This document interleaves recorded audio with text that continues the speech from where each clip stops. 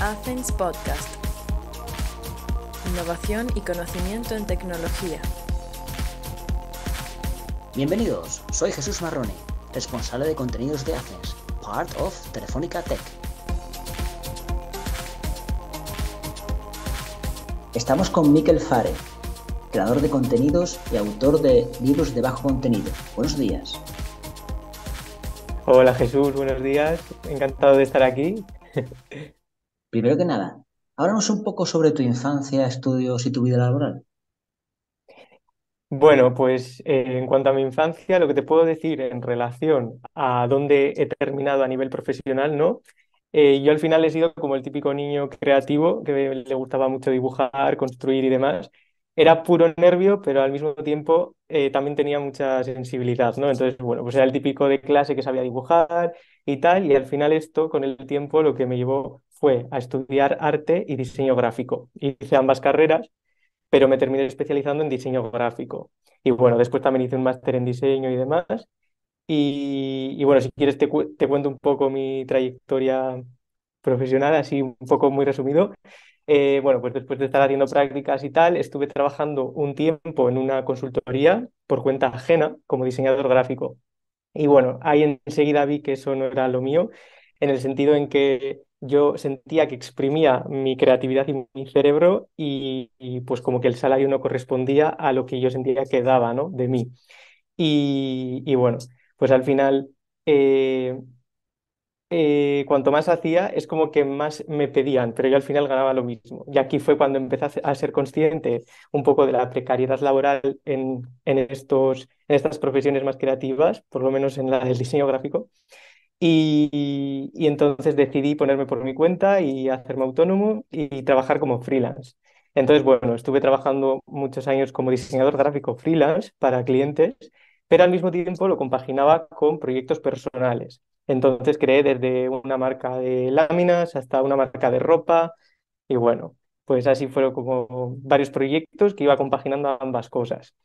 Eh, y bueno, al final, pues bueno, en resumen sería un poco esto.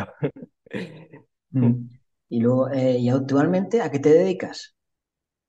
Sí, a ver, es que el tema es, digamos que todo esto, entre medias, tuve un problema muy serio de salud, tuve un cáncer, un linfoma, entonces ahí como que tuve que parar, ¿no? Toda esta parte del freelance y demás, y durante ese año fue precisamente cuando creé la marca de ropa que te he comentado antes, y bueno, a raíz de eso también, justo en ese momento, yo había terminado un máster de profesorado porque la docencia también era un tema que me llamaba la atención y a lo que quería de alguna forma tener esa puerta también abierta, ¿no? Entonces, entré en las listas de sustituto para ser profesor de diseño gráfico y justo cuando estaba ahí a las puertas para entrar, bueno, por todas las secuelas del tratamiento de la quimio y demás, desarrollé una sensibilidad química y tuve que parar. O sea, esa puerta que me había abierto hacia el profesorado, al final como que no pude acceder a ella, ¿no? Mm. Entonces, actualmente a lo que me dedico es a crear contenido educativo en YouTube porque como te digo, al no poder dar clases de forma presencial, que era lo que se suponía que tenía que hacer en ese momento, pues bueno, decidí abrir un canal de YouTube en el que hablar sobre la creación de libros de bajo contenido en Amazon KDP. También hablo sobre emprendimiento, mentalidad y abundancia. Y bueno, esto lo metería dentro de esa parte docente, digamos. Y en este sentido, también actualmente también hago formaciones online en las que enseño lo mismo que en YouTube, pero de una forma mucho más explícita, detallada y profunda, de forma más premium, por así decirlo, ¿no? Y después, desde mi vertiente de diseñador gráfico, yo mismo también creo y vendo libros de bajo contenido en Amazon KDP, obviamente, y por eso enseño a otras personas a hacerlo, ¿no? Y bueno, hago alguna cosa más, de vez en cuando también sigo haciendo algún encargo freelance con antiguos clientes y demás, pero vamos a decir que principalmente estas serían las dos cosas que hago actualmente. Y eso, pues al final me muevo entre el diseño, la docencia, barra acompañamiento, barra coaching, o como cada uno lo quiera llamar, y luego también una parte de comunicación y divulgación. Mm. ¿Puedes explicarnos qué son los libros de bajo contenido? Bueno, pues al final un libro de bajo contenido sería un libro sin texto o con muy poco texto que el usuario final tiene que terminar de rellenar. Es como si fuese un libro sobre el que el cliente tiene que trabajar y cuya pauta se va replicando a lo largo de todo el libro. Entonces, un cuaderno o una libreta sencilla, pautada con líneas o con cuadrícula, esto sería un libro de bajo contenido y se vendería más por la portada casi que por cualquier otra cosa. En realidad, un libro de bajo contenido está casi más cerca de un artículo de papelería que de lo que conocemos como un libro como tal, ¿no? Y luego, pues otros ejemplos pueden ser diarios, diarios de gratitud, planificadores, agendas, etcétera, que digamos que son libros con pautas que tienen una pauta en el interior y eso, pues la pauta es la misma todo el rato. Y luego, estos serían de bajo contenido, pero luego también tendríamos de medio contenido, y yo los incluyo también aquí, que es parecido, pero la pauta del interior no es exactamente igual, sino que cada página es distinta. Por ejemplo, un libro de sudokus o de crucigramas o un libro de colorear, sí que el usuario final tiene que terminar de rellenarlo o trabajar, pero no son idénticas todas las páginas, obviamente, ¿no? Pues un crucigrama cada uno es distinto, un libro de colorear cada página es distinta. Pero esto también entraría dentro de estos libros de bajo medio contenido. Los que no entran serían los de alto, digamos que alto contenido ya serían los libros al uso de texto. ¿Y cómo empezaste a hacer estos libros de bajo y medio contenido? Bueno, pues esto fue hace más o menos un año y medio que empecé a hacerlos, como te digo, aunque al principio me dio un poco al explicarlo, pero fue cuando tuve que renunciar a este trabajo como profesor sustituto al que iba a acceder en ese momento. Y bueno, como desarrollé esta sensibilidad química y demás, pues digamos que no, que tuve que cerrar esa puerta. Y bueno, en ese momento también estaba yo todavía asimilando lo que realmente me estaba pasando con ese tema y lo que me iba a suponer, ¿no? Entonces, digamos que de alguna forma mi intuición ya sabía que no iba a poder hacer ese trabajo y a nivel inconsciente o consciente, no lo sé, pero me puse a buscar formas de poder generar ingresos que no dependieran de mi presencia o de un intercambio directo de tiempo por dinero, ¿no? Entonces, ante ese panorama un poco de desesperación, vi por primera vez clarísimo que hiciera lo que hiciera a nivel profesional, eso, pues no quería que fuera algo que se intercambiara tiempo por dinero, porque yo no sabía si iba a poder, por ejemplo, trabajar un día o al día siguiente iba a tener una exposición, iba a tener que estar unas horas sin trabajar o lo que sea, ¿no? Entonces, pues básicamente, como eso no era viable en ese momento, vi en este modelo de negocio la oportunidad perfecta para poder arrancar, no solo para ganar unos ingresos extra o dinero, sino también yo para sentirme capaz y válido de poder seguir trabajando, ¿no? Y de seguir generando ingresos y de no tener que depender, pues, de, no sé, de cierto grado de discapacidad o algún tipo de fuente externa o de mis padres o lo que sea, ¿no? O de mi pareja o tal. Entonces, bueno, a partir de ahí eché a rodar, me volví a poner en modo emprendedor y bueno, que eso al final yo creo que nunca dejé de serlo, ¿no? Pero pues eso, encontré que esto era la oportunidad que podía hacer en ese momento y tiré para adelante. Claro, eso que mencionas, que intercambiar tiempo por dinero, que no quieres eso, entonces lo que tú buscas son los ingresos pasivos, ¿no? Es decir, tú haces un trabajo una vez y a partir de ahí el trabajo como que se vende un poco solo, aunque tú lo acompañes, pero que no tienes que estar metido. ¿Puedes Mm. explicar un poco mejor ese concepto? Exacto, es exactamente lo que has dicho, ¿no? O sea, al final yo en ese momento tampoco tenía realmente claro qué era un ingreso pasivo como tal y explicado de una forma muy básica, digamos que si un ingreso activo sería un intercambio de tiempo por dinero, es decir, yo trabajo X horas y me pagan X euros por esas horas trabajadas, ¿no? O sea, esto es en lo que está metida la gran mayoría de la sociedad en realidad. Entonces, un ingreso pasivo sería un ingreso que yo percibo de forma recurrente sin necesidad de estar presente o de que sea un intercambio directo de tiempo por dinero.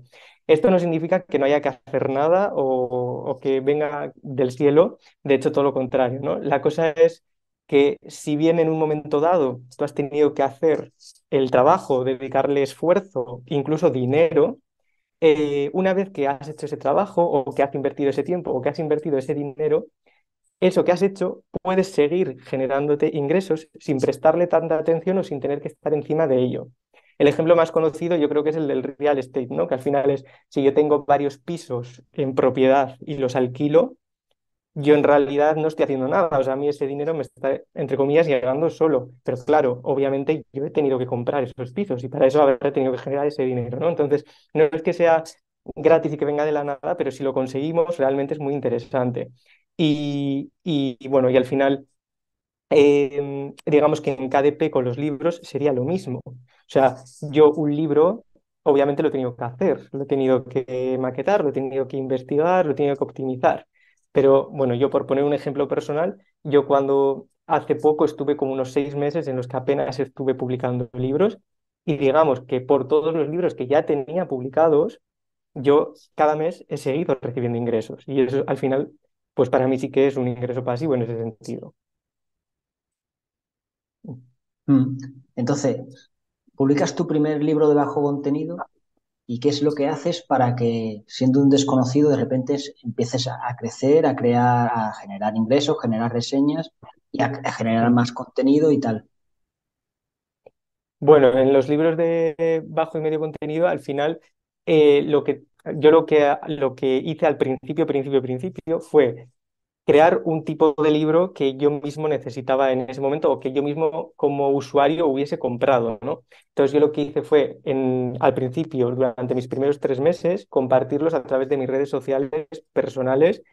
En ese momento tenía menos de 500 seguidores, o sea que te quiero decir que para arrancar tampoco hacía falta mucho más, pero sí que es verdad que toda la gente que estaba ahí teníamos esos intereses en común. Entonces, pues bueno, esos libros empezaron a rodar y en Amazon lo que ocurre es que cuando un libro empieza a rodar, el propio Amazon también empieza a recomendárselo a usuarios que ellos detectan que son afines a esos intereses, ¿no?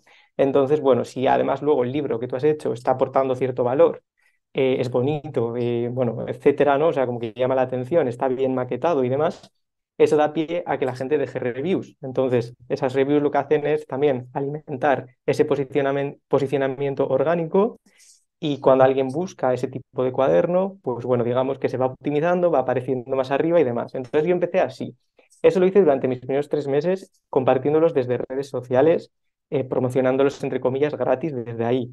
Pero sí que es verdad que luego, con el resto de libros, lo que he ido haciendo ha sido intentar optimizarlos al máximo posible para que las ventas se puedan dar de forma 100% orgánica. O sea, yo la gran mayoría de mis libros, después de esos 3 meses, todos los que se venden, de entre los que se venden, porque muchos no se venden, pero los que se venden, se han vendido entre comillas solos. O sea, todo dentro de Amazon, por haber optimizado el SEO y demás, pues todo se ha dado dentro de ahí. O sea, yo es, durante, no sé si los primeros 6, 7 meses, ni siquiera utilizaba Amazon Ads ni nada, más que con estos 3, 4 libros que sí que promocioné por mis redes sociales al principio, con el resto me estoy refiriendo igual a lo mejor a unos 80 libros o así.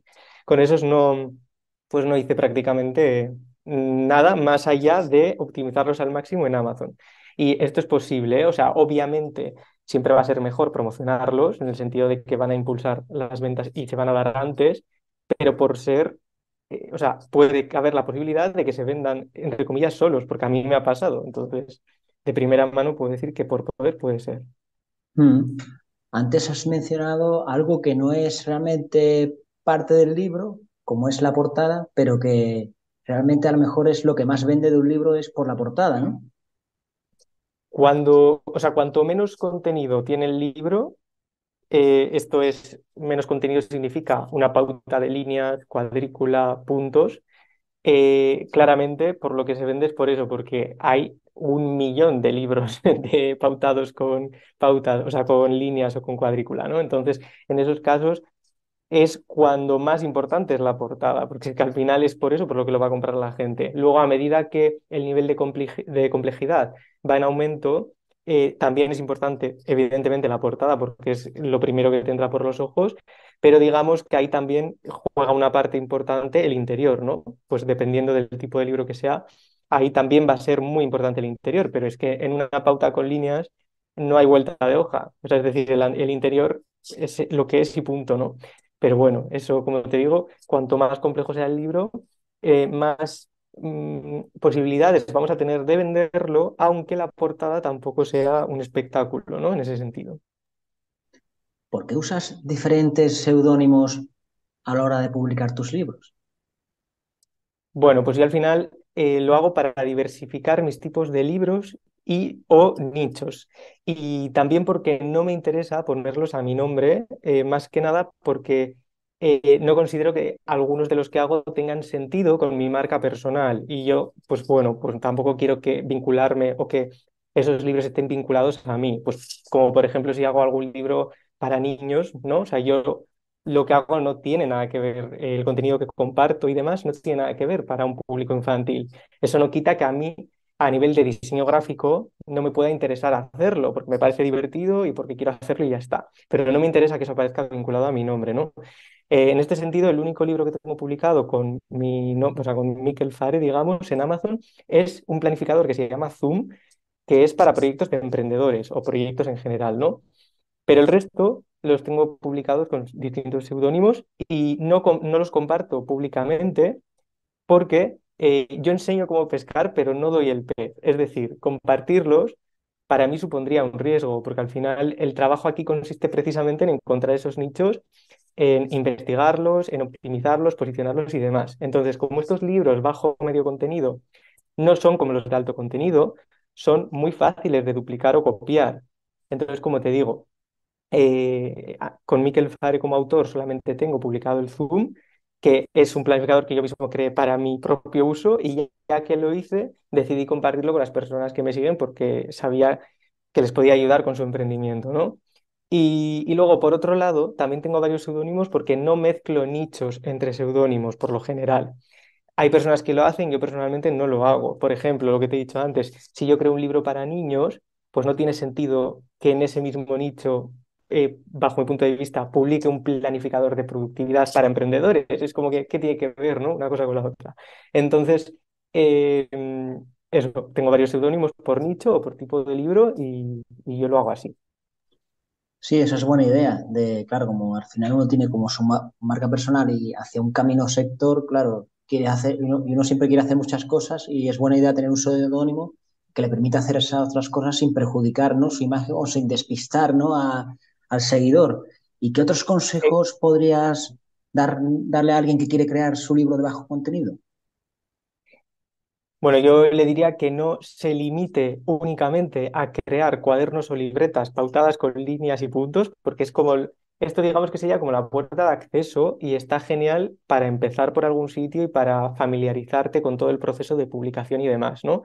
Pero sí que es verdad que tienes que ir progresivamente incrementando la complejidad o el valor que estás aportando con los libros, porque al final cuanto más fácil de publicar sea un libro, más libros de ese tipo va a haber. Y cuanto más difícil sea de publicar, en el sentido de que es más elaborado, que aporta más valor o que aúna más conceptos o lo que sea, menos competencia vas a tener. Entonces, pues bueno, probablemente se vaya a vender más. Y luego también le diría que investigara el tipo de libro o de nichos, que analice esa competencia para basarse un poco en lo que hay en ese sector, ¿no? Y sobre todo si no tienes ni idea sobre el tema del que lo vas a publicar. Y después, una cosa muy importante es no copiar, ¿vale? Porque aquí, y como te digo, es muy fácil copiar un libro de bajo medio contenido, pero esto a la larga te va a perjudicar más que lo que te vaya a poder beneficiar, porque Amazon KDP es muy estricta con esto y aunque haya personas incluso que han utilizado marcas registradas como pueden ser Disney, Harry Potter, Dragon Ball, tú no puedes crear un libro de colorear de Disney porque no tienes los derechos para poder lucrarte con eso y mucha gente lo hace y con el tiempo Amazon KDP acaba cerrando esas cuentas y cuando esto pasa no puedes volver a abrirte otra cuenta. Entonces, eso, no hacer trampas porque tarde o temprano acabarán cerrando y ceñirnos a las pautas y normas de Amazon KDP que para algo están, o sea, son públicas, las podemos leer todos y bueno, pues eso es lo más importante, yo creo. ¿Qué temáticas de tus libros venden más? Bueno, dependiendo del mes, va variando, un poco, pero yo diría que así a grosso modo, que los libros relacionados con temas de productividad, de entretenimiento y de arte principalmente, porque son más o menos por donde yo me muevo. Esto es pues desde planificadores, libros de colorear y bueno, y algún tipo de libro más, pero básicamente En mi caso son estos. Esto al final, como te digo, es muy relativo y de hecho yo todavía siento que me quedan nichos y tipos de libros por explorar y bueno, estoy en ello y progresivamente voy creando más y experimentando y demás. Domain.com, domain.fr, domain.eu, dominio.es. Si quieres expandir con éxito tu negocio en Internet, no basta con hablar idiomas, tienes que tener el dominio de cada país. En Athens estamos acreditados por ICANN y contamos con amplia experiencia para ayudarte. Entra en athens.com y expande tus dominios.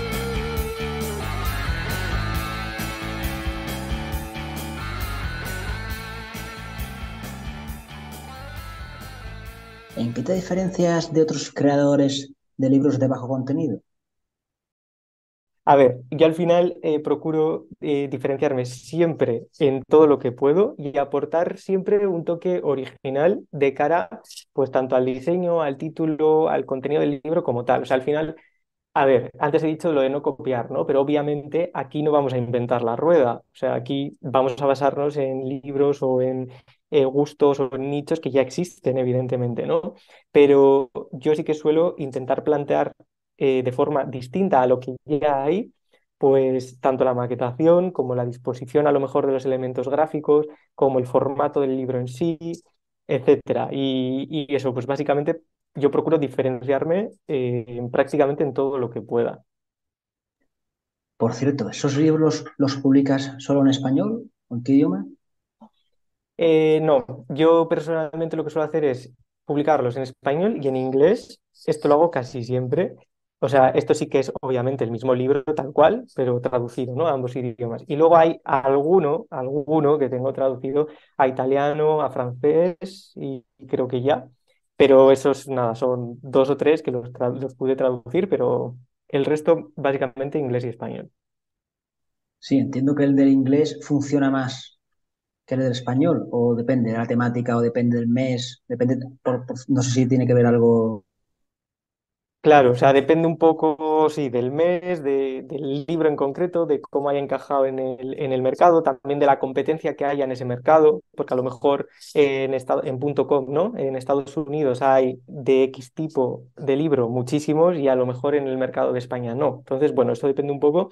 En mi caso se venden más en inglés, aunque sí que es verdad que, por ejemplo, ha habido algún mes que mi libro más vendido ha sido en España y ha sido en español. Entonces ya te digo que va variando un poco, pero evidentemente el mercado de habla inglesa es muchísimo más grande porque aquí entra Amazon.com, que es inmenso, que ese sería Estados Unidos, pero luego también Amazon.k, que sería Canadá, UK, que sería Reino Unido, y bueno, y luego en general, evidentemente, también puede venderse un libro en inglés en un mercado que no sea, o sea, quiero decir, se puede vender en Alemania o en España, ¿no? Pero sí que es verdad que da pie a que puedan venderse más si los hacemos en inglés, en principio y en teoría, pero ya te digo que no siempre tiene por qué ser así. Pero bueno, yo ante la duda y ante querer expandirme también en todos los mercados, pues siempre los suelo traducir casi siempre. Por cierto, a la hora de subir un libro en Amazon KDP, te pregunta en qué tienda principal quieres ubicar tu libro. En este Ujú. caso, obviamente, si es en inglés es amazon.com, pero si es en español, ¿es mejor amazon.es o amazon.com también? Sí, esto que dices es verdad y al final en inglés no te creas que siempre tienes por qué poner Amazon.com. Yo sí suelo hacerlo, pero hay personas que a veces han probado con .k, Canadá, o con .uk, que también o sea, se habla principalmente en inglés, ¿no? Entonces el idioma oficial es ese y también podrías elegir esos mercados como mercado principal. En principio, yo suelo ponerlo cuando lo publico en inglés en .com y cuando lo publico en español en .es. Pero sí que es verdad que esto, entre comillas, da un poco igual porque en realidad se va a estar vendiendo igualmente en todo el resto de mercados, ¿no? O sea, tú cuando publicas en .es y eliges .es como mercado principal, también después va a estar a la venta en Canadá, en Estados Unidos, etcétera. Entonces, yo no he visto que a mí me haya repercutido para mal el haber elegido un mercado principal u otro, porque alguna vez he hecho la prueba y realmente no he visto que haya mucha diferencia, ¿no? Y de hecho, tú luego también, por ejemplo, puedes promocionarlos con Amazon Ads o como quieras en el resto de mercados, independientemente de qué mercado hayas elegido como principal. En cualquier caso, eso, yo suelo elegir .es para español y .com para inglés, pero bueno, ya te digo que no creo que haya o sea, mayor problema con esto. Para destacar en ese SEO de Amazon KDP, en esas tiendas Amazon, ¿qué hay que hacer o qué trucos viene bien? Sobre todo, una parte, por ejemplo, son las palabras claves que luego te dice Amazon que no repitas lo mismo del título, subtítulo y lo que has escrito en la descripción, pero dices, vale, entonces ¿de qué hablo? Entonces, no sé, es un poco, no sé si puedes, unos consejos generales. Sí, a ver, el tema este de las palabras clave, pues tiene tela, ¿eh? Pero el caso es que al final, para poder destacar en Amazon, lo que tenemos que hacer es optimizar el SEO de nuestros libros de la mejor forma posible, sobre todo para que se puedan dar las ventas de forma orgánica.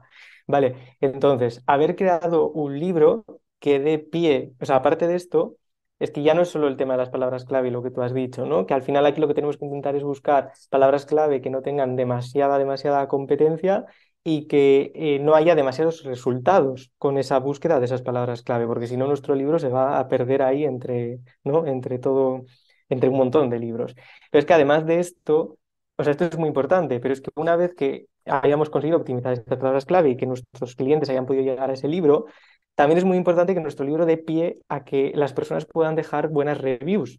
Porque no solo, o sea, lo que posicionan no son solo las palabras clave per se, sino digamos, toda la trayectoria de esos libros. Entonces, si conseguimos que haya llegado a alguien que lo haya comprado, pero luego nuestro libro es un mojón y lo devuelven o no dejan una buena review, pues esto va a repercutir para mal. Entonces, es que al final es como tener en cuenta muchísimas cosas en esa optimización. No es solo el hecho de que puedan llegar al libro, que obviamente esto sería imprescindible para que lo puedan comprar, pero después es todo este tema también de aportar valor, de que esté bien hecho, no sé, de que tenga algún detalle a lo mejor inesperado dentro, no lo sé.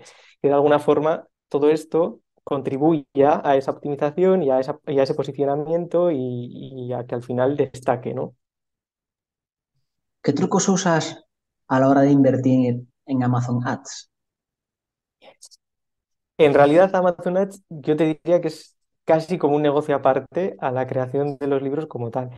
En este sentido, yo sigo aprendiendo y experimentando, ¿eh? Porque ya te digo que es una cosa bastante así como grande y además es que requiere también de bastante tiempo y dedicación, ¿no? A mí me gustaría dedicarle más tiempo y atención, pero bueno, ahí voy. En la medida en la que puedo, pues lo voy haciendo. Y lo que te diría es que si alguien quiere empezar a invertir en Amazon Ads, yo empezaría de menos a más. O sea, eh, perdón, empezaría desde lo mínimo que pueda y progresivamente iría aumentando. No empezaría de golpe ahí, venga, a lo loco, ¿sabes? O sea, iría viendo un poco cómo va funcionando y progresivamente optimizando esas campañas. Y truco como tal, no sé si hay alguno, digamos, como un truco así, el truco, pero más allá de, o sea, yo lo que haría sería ir probando y ir viendo qué anuncios son más rentables para mí, porque es que esto es muy curioso. A lo mejor tú has lanzado una campaña en Amazon.es con un libro X, tienes ese mismo libro traducido al inglés, lanzas la misma campaña en otro mercado y no te funciona, o incluso dentro del mismo idioma. Yo he tenido algún caso que he lanzado una campaña, imagínate, en Reino Unido, que es en inglés, y esa misma campaña la he lanzado en .com en Estados Unidos, que también es en inglés, y no ha tenido el mismo resultado. Entonces esto es como súper relativo y al final yo creo que la cosa está en ir probando e ir optimizando un poco sobre la marcha. ¿Te promocionas en otras plataformas?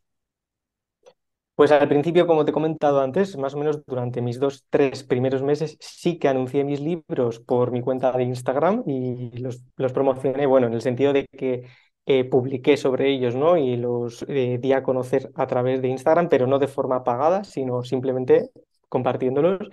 Pero ahora mismo, y la verdad es que también es por falta de tiempo o por querer priorizar otras cosas, no lo hago. O sea, no, con esto no quiero decir que no haya que hacerlo. Evidentemente, si puedes hacerlo, adelante, porque cuanto más expongas esos libros por todas las vías posibles, pues mejor, ¿no?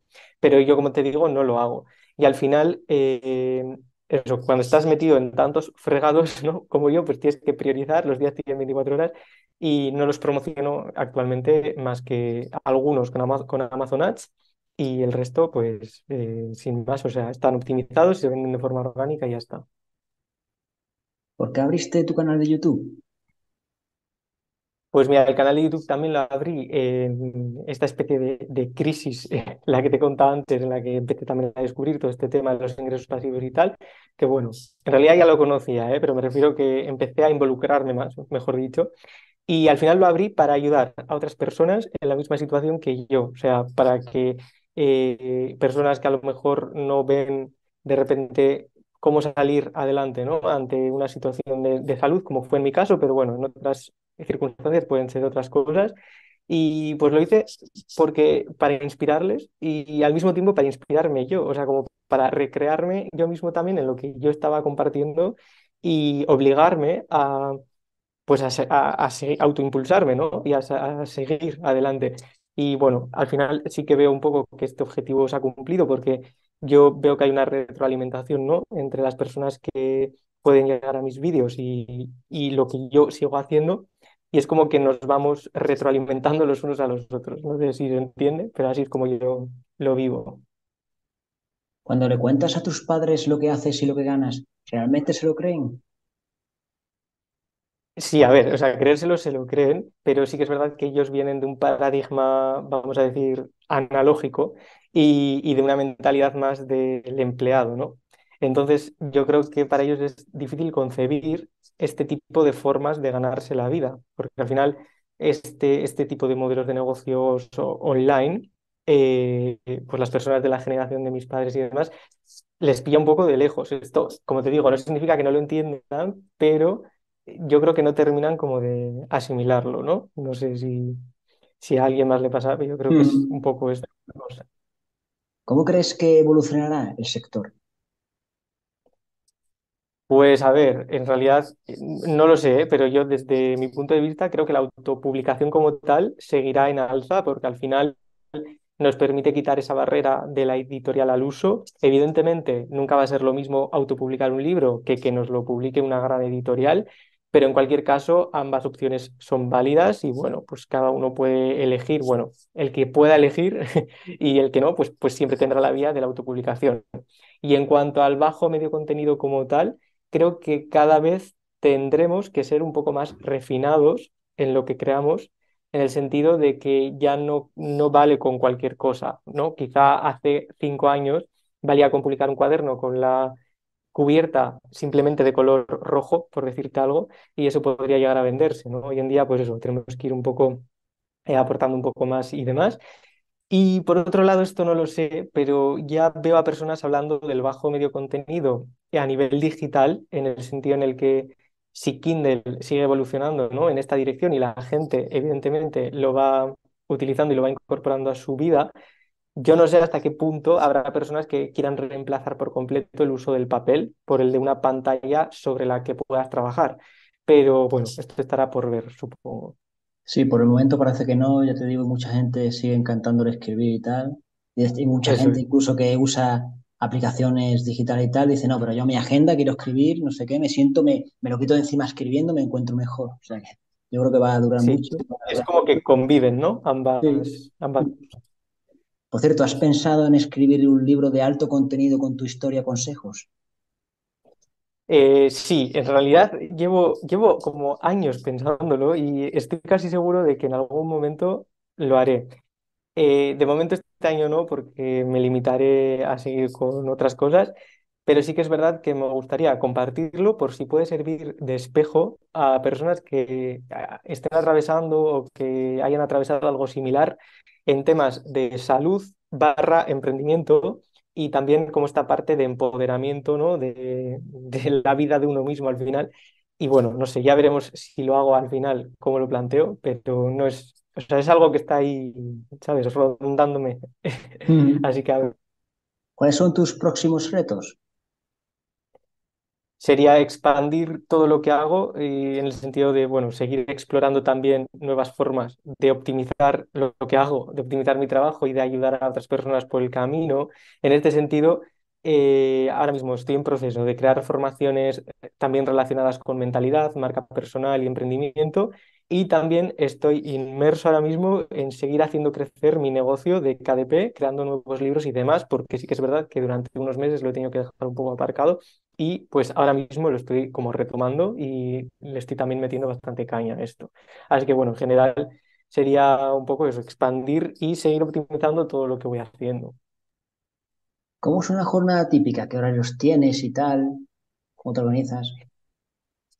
No tengo una jornada típica como tal en cuanto a horarios, porque sí que es verdad que depende un poco de mis circunstancias en cuanto a síntomas que pueda tener o no. Lo que sí te puedo decir es que yo soy muy diurno. Esto significa que por las mañanas es cuando tengo todo el fuego y procuro hacer lo más creativo o lo que más, entre comillas, esfuerzo intelectual me requiere durante las primeras horas, ¿no?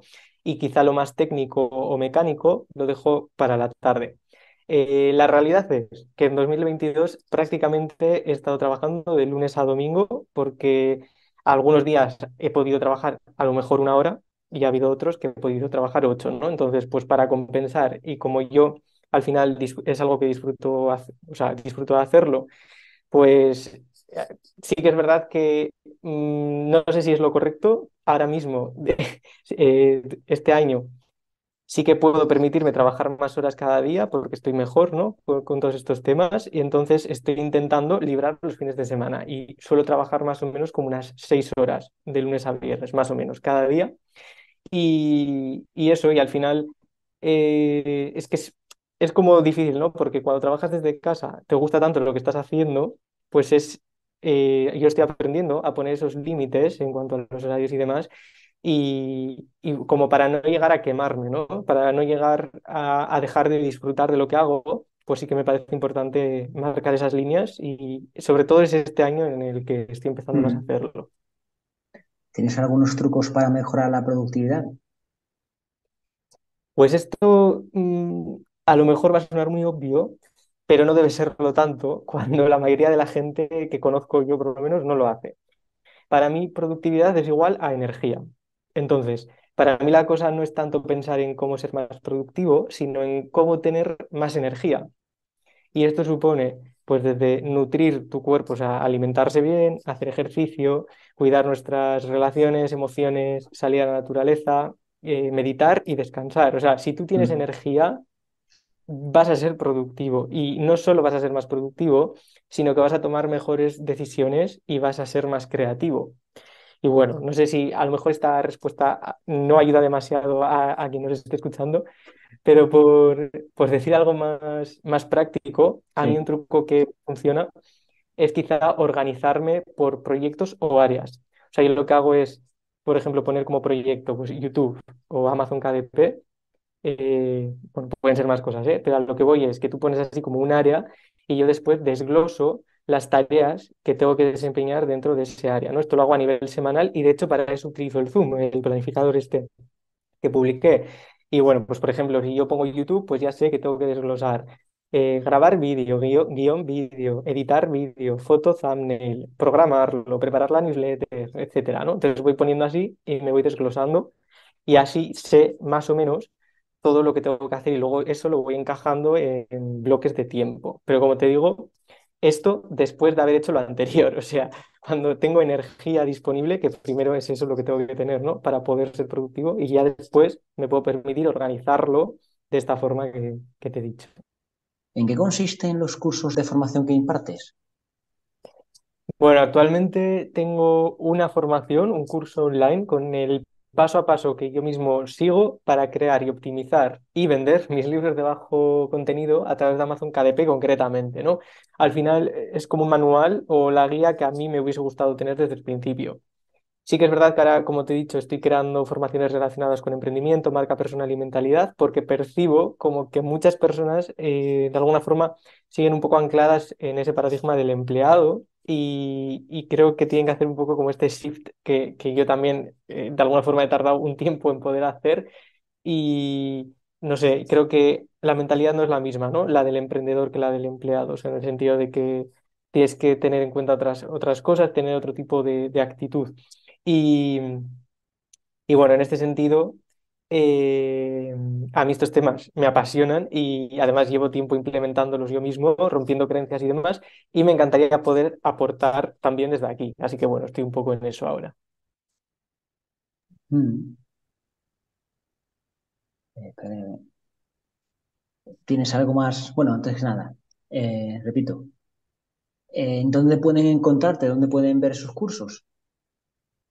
Bueno, si buscan mikelfare.com, así tal cual, ahí va a aparecer toda la información. Y bueno, luego también pues en YouTube, o sea, para quien quiera empezar y ver un poco de qué va todo esto, en YouTube tengo un montón de tutoriales que puedes ver, que bueno, al final ahí he ido compartiendo en el canal más mi trayectoria desde que empecé con KDP, ¿no? Y demás.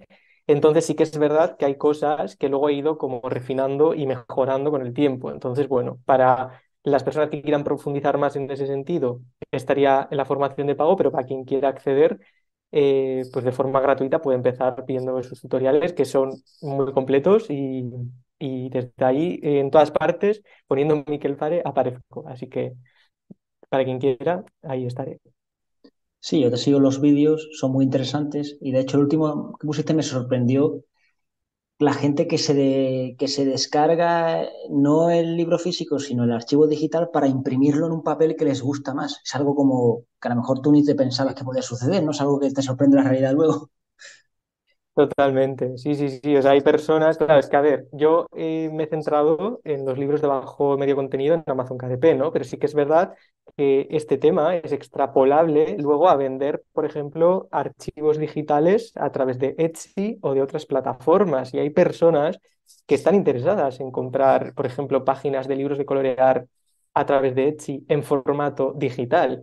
Evidentemente, no sé, el público probablemente sea inferior, ¿no? Al de que lo compra ya hecho, pero también hay público ahí. O sea, es que al final esto tiene como luego muchas ramificaciones de las que poder seguir diversificando nuestras fuentes de ingresos y demás, ¿no? Y yo empecé por aquí, me parece muy interesante a mí personalmente, pero sí que es verdad que luego hay muchas opciones.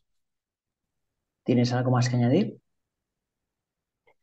Pues bueno, básicamente eso, que si este emprendimiento de libros de bajo medio contenido o emprendimiento en general, pues ha resonado con alguna de las personas que nos haya podido escuchar, que eso, que en mi canal de YouTube pueden encontrar un montón de información y bueno, nada, principalmente darte las gracias y por la invitación y por haber estado aquí charlando y también dar las gracias a quien sea que nos haya podido escuchar, que espero que les haya podido aportar algo de valor y bueno, eso sería todo.